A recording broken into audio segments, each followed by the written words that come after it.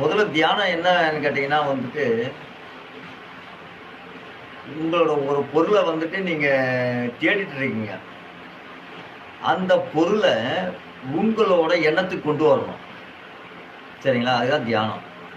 இப்ப நீங்க கடவுள பத்தின விஷயம் நீங்க தேடுறீங்கன்னும்போது, நீங்க கடவுள பத்தி என்ன கடவுள் நீங்க தேடுறீங்களோ, அந்த கடவுள வந்து நீங்க வந்துட்டு தியானிக்கணும். அவ்வளவுதான். தியானிக்கணும்னா வந்து நினைக்கணும். சரியா? உங்களோட சிந்தனையில கொண்டு வரணும். சிந்தனையில கொண்டு வந்து, அந்த சிந்தனையில வந்து உங்க சிந்தனைக்கு இருந்து விலகாம, உங்க சிந்தனையிலிருந்து விலகாம, அந்த உடைய பொருள வந்து நீங்க வைத்துக் கொள்ளணும். அது கடவுளா இருக்கட்டும், இல்ல வேறு பொருளாக இருக்கட்டும், வேற எந்த பொருள நீங்க நினைக்கிறீங்களோ, அந்த பொருளுக்கான விடயத்த வந்து நீங்க தியானமா கொண்டு வரணும். உங்க சிந்தனையில வச்சு, அந்த சிந்தனைக்கு வந்துட்டு நீங்க வந்து சக்திய குடுக்கணும். அத செயல்பட வைக்கணும்.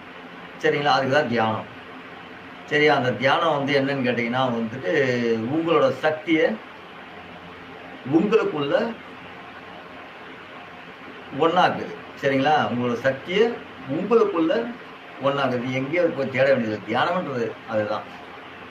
ஒரு பொருள உங்க சிந்தனைக்குள்ள கொண்டு வரணும். நீ எங்கேயும் தேட வேண்டாம். இங்க ஒரு பொருள் நான் வச்சுட்டு இருக்கேன். இந்த பொருள் எங்கேன்னு கேட்டீங்கன்னா, நீங்க தியானத்துக்குள்ள அந்த பொருள கொண்டு வந்தீங்கன்னா, அந்த பொருள் எங்க போயிருக்கு, நம்ம எந்த இடத்துல கொண்டு போனோம், எந்த இடத்துல வச்சோன்றது அது கொண்டு வந்துரும். அப்ப என்னன்னா, மனத ஒருநிலைப்படுத்தணும். நம்மோட சிந்தனைகள வந்து ஒருநிலைப்படுத்தணும். ஒருநிலைப்படுத்தி அந்த பொருள கொண்டு வந்து நிறுத்துனீங்கன்னா, அது வந்துட்டு தியான பயிற்சி. அத பயிற்சி எடுக்கணும்னா தினமும் வந்து என்ன பண்ணணும்னா, இந்த ஜோதியில நின்று ஜோதிய நீங்க வந்து நீங்க புருவ மத்தியில கொண்டு வரலாம். உங்க நினைவுல கொண்டு வரலாம். நினைவுல கொண்டு வர்றது தான் தியானம்.